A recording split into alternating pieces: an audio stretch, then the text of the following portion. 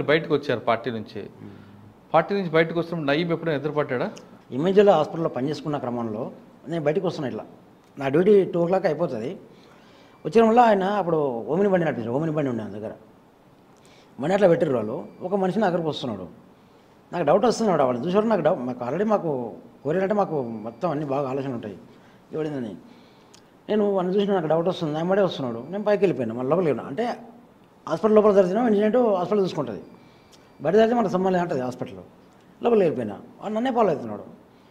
ఏందబ్బా అనుకున్నా. మా భార్యకు ఫోన్ చేసిన, ఇట్లా ఒక అతను అబ్జర్వ్ చేస్తున్నాడు, అర్థం కావట్లేదు, నాకు డౌట్ ఇట్లా ఉంది అంటే, సరే వ్యాక్సినేషన్ వచ్చేసి నేను వస్తానని చెప్పి మా భార్య అయిపోయింది. ఎంత దొంగతనం ఎందుకు ఇవ్వాలి నాకు అర్థం కాలేదు. నువ్వేం రాకు, ఎంతవరకు అయితే చూద్దాం, అది కూడా చూసుకుంటాను, ఎట్లయితే అట్లా. కానీ మెసేజ్ని చెప్తున్నా, నువ్వేం రాకు అని చెప్పాను. సరే నా పిల్లని అడిగిన, నన్ను బాగా కవర్ చేసుకుంటూ వస్తున్నాడు. ఏమన్నా ఏమి ఇట్లా నా ఎంబడి వస్తుంది ఇట్లాంటి లాంగ్వేజ్ మార్చిన, ఏమి ఇట్లా ఇట్లా రికమెండ్ చేస్తున్నావు, నా ఎంబడి వస్తున్నావు ఏంది అన్న అంటే, మీ లాంగ్వేజ్ ఎట్లా ఉంది అంటున్నాడు. ఏమి ఎట్లా మారుతున్నావు, చిక్క మాటలు మారుతుండవే, ఏమి ఎట్లా అని అందరి కర్రలు అట్లా మారుతారు. నీ పేరు రమాకాంత్ కదా అంటే, రమాకాంత్ ఏమి ఎట్లాంటివి, నా పేరు భాస్కర్ రెడ్డి కదా ఆంటీ, లేదు నువ్వే రమాకాంత్ అని. ఏమి నాకు అర్థం కావడం వచ్చాడు, నాకు అర్థం కాలేదు చెప్పి వచ్చాడు అని చెప్పినాను. ఏమి అన్న పిలిచినాడు రా అట్లా నేను, ఏమన్నా అనేవారు, నా పేరు భాస్కర్ రెడ్డి కదా, ఏమి అట్లా అంటే అడిగాడు. మళ్ళా 3-4 దిగిరు. నాకు అనుకున్నా ఎడు చంపా ఎట్లా అనుకున్నా. సరే పంపని డైరెక్ట్ ఓపెన్ డోర్ ఓపెన్ చేసాడు. కూర్చుంటే కూర్చున్నా. తుపాకి చెప్పి బయట పెట్టే నన్ను కూర్చోండి అని అడిగాడు. ఎవరు? నయీం. అంటే యాక్చువల్ నాకు పరిచయం లేరా నువ్వు, నాకు ఎవరో తెలియదు, నేను డిపార్ట్మెంట్ అని చెప్పాను. వీడి దొంగ నాకు తెలుసు. డిపార్ట్మెంట్ నాకు ఏం చేయాలన్నా నాకు అర్థం కావట్లేదు అన్న, నేను మామూలుగా డ్యూటీ చేసుకుంటున్నా అన్న అంటున్నావు. సార్ అనాలి కదా అంటే, సార్ ఏముంది ఏముంది అన్నాక అట్లే ఎవరైనా డిపార్ట్మెంట్లో కూడా నువ్వు ఎస్పీ వాళ్ళని కూడా నువ్వు మామూలుగా అన్ననే అంట, అట్లేను ఎట్లా అంటున్నా అట్లా అంటే, పార్టీ కూడా మీకు ఇప్పటికీ కలుస్తున్నాడు కదా అంటాడు. నాకేం సంబంధాలు లేవన్న ఎట్లా అని చెప్తే, అదే వెహికల్లో మొత్తం మొత్తం చేసారు. తిప్పి లాస్ట్కి మళ్ళీ ఎలిమినేట్ చేసి కూడా వదిలేసి వెళ్ళిపోయినాం. అంటే డబ్బులు కొంచెం ఉన్నాయి ఆయన దగ్గర, డబ్బులు కొంచెం ఇంత అమౌంట్ కానీ నాకు పెద్ద అది కొన్ని బిడ్డలు ఉండే, ఇవి తీసుకో అని చెప్పాడు. తీసుకొని ఏం చేయాలని నాకు అర్థం కాలేదు, నాకు పెద్ద నాకు అవసరం లేదు, నేను డ్యూటీ తీసుకుంటాను అట్లా అంటే, ఒక మంచి కేసు అప్పచెప్పు, ఈ మొత్తం చేస్తాను, నీకు మంచి లైఫ్ ఉంటుంది నీకు అంటే, నేను వాస్తవంగా మంచి లైఫ్ అనిపిస్తున్నాను. సరే నువ్వు అన్నావు కదా అంటే, నడిచి తప్పించుకోవాలి, నేను తప్ప మార్గం లేదు. ఇంకా మనకి ఎదురుగా మాట్లాడు అనుకో, నేను ఒక్కరిని అడేం చేస్తాడు, వాడు చంపేస్తాడు. నాకు తెలిసి కానీ మీకు చెప్తాను అని చెప్పిన. పేజర్ నెంబర్ ఇచ్చిండు. సరే అని చెప్పిన. ఎప్పుడు బండి తీయాలని ఆలోచన, అందుకని మిస్ కావాలి మనం ఒక్కనే ఎరుకోలేను. సరే అని చెప్పి అన్న చెప్తలేను అని చెప్పిన. దింపి వెళ్ళిపోయినాడు. ఆ డబ్బులు ముట్టుకోలే, మనకు సంబంధం లేదు. అటువంటి క్యాండిడేట్ ఆయన. ఒకసారి ఎదురాడు, ఇంకా తర్వాత ఎదురాడు. సరే ఎదురాడు, మొత్తం బెదిరించాడు. మనం భయపడలేదు. ఏంటంటే వన్ ఊరే ఎక్కువ ఉంది. అప్పుడు డిపార్ట్మెంట్ మొత్తం ఆయన దగ్గర పనిచేస్తుంది, రాజకీయాలు మొత్తం ఆయన దగ్గర పనిచేస్తారు. నేను ఒక్కరినే మనం చేయలేము. అది బయట ఉండి, అదే లోపల ఉంటే ఇట్లా అది వేరే ఉంటుంది.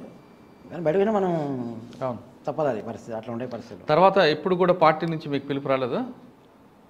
ఇంకా పిలుపు అనేది మేమే చెప్పినాం డైరెక్ట్గా, అన్న ఇంకా మాకు బాబు పుట్టిండు, మేము నిమ్మలంగా ఉంటాము అట్లా. బాబు పుట్టిండు అప్పుడు మాకు, మేము నిమ్మలంగా ఉంటామన్నా అంటే, ఓకే అట్లేం లేదు, హ్యాపీగా అని మంచిగా ఉండండి, అట్లేం లేదు అని చెప్పారు. ఇప్పుడు ఎలా మీ జీవనం ఉంది? మా బాబు కూడా మన రీసెంట్గా లవ్ మ్యారేజ్ చేసుకున్నాడు. బాబు బీసీ యాదవ సమాజం చేసుకున్నాడు. అదే అంటారు కదా, అది ఆర్య సమాజ్లో. జస్ట్ నేను డ్యూటీలో ఉన్నా, మా బాబు నాకు ఫోన్ చేసినాడు, డాడీ ఇట్లా పెళ్లి చేసుకుంటానని చెప్పాడు. వాడు ఏం చదువుకున్నాడు అబ్బాయి? డిగ్రీ చేస్తున్నాడు. ఏం చేస్తున్నాడు? డిగ్రీ అంటే మామూలుగా కారు ఉంది ఒకటి, డ్రైవింగ్ చేసుకుంటాడు. అంటే నేను నమ్మలే, మామూలుగా ఫ్రెండ్లీగా ఉంటాం వాడు. నేను డాడీ పెళ్లి చేసుకుంటాను డాడీ ఇట్లా అని చెప్పా. నేను మా భార్య చెప్పిన, పెళ్లి చేసుకుంటారా పోందా అంటే, ఎక్కడ పెళ్ళి అండి ఇట్లా, మా బాబు మన వాడు చేసుకుంటాను. సరేలే పోయినాం. వాళ్ళ అమ్మ నేను రాలేదు. నేను పోతే బాబు నా చదువుతున్నాడు మొత్తం మంత్రాలు. వీడిని గోత్రం అడుగుతారు చదివేట ఆయన. బాబు నీ గోత్రం చెప్పా అంటే, డాడీ చెప్పా అంటే వాడు నన్ను. ఆ బాబుని అడుగుతున్నాడు, మీ డాడీ లేదు సెట్ చేసినా అంటున్నాడు. లేదు మా బాబాయ్ అట్లేం లేదు చేయండి అని చెప్పిన. హ్యాపీగా ఉన్నారు ఇప్పుడు వాళ్ళు కూడా. వాళ్ళది ఆంధ్ర కానీ మనకు లోకలే ఉంటారు. ప్రస్తుతం ఏం చేస్తున్నారు మీరు? ప్రజెంట్ నేను హోమ్ కేర్ చేస్తాను, హోమ్ కేర్ సర్వీస్ చేస్తాను. ఒక పేషెంట్ ముసలి వాళ్ళు ఉంటారు కదా, వాళ్ళు భోజనం చేయకుండా కానీ మనం భోజనం చేయించడం కానీ, ముక్కులో పైప్ వేయడం కానీ మూత్రం పైప్ వేయడం కానీ వాళ్ళ హెల్త్ చూసుకోవడం కానీ అటువంటి నేను నా ఓన్గా చేసుకుంటాను. ఇక్కడ ఎల్బీనగర్లో. 44లో. ఇప్పుడు మీరు కుల వివక్ష కోసం చూశారు, వెళ్ళారు, పార్టీలో ఉన్నారు, కొంతకాలం పనిచేశారు, బయటకు వచ్చారు.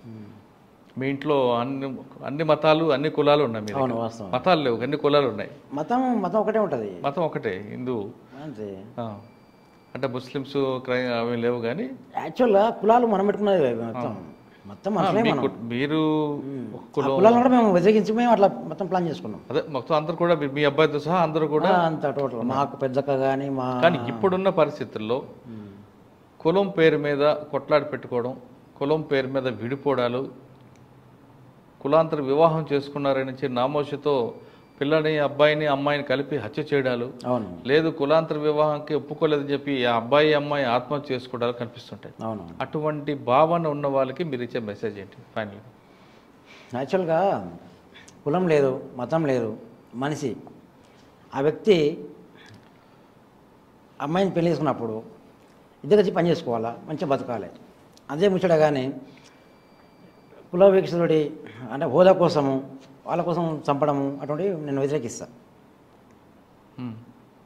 ఆత్మహత్య చేసుకున్న వాళ్ళకి చేసుకో తప్పది. పోరాటం చేయి, గట్టిగా కొట్లాడు, నష్టం లేదు.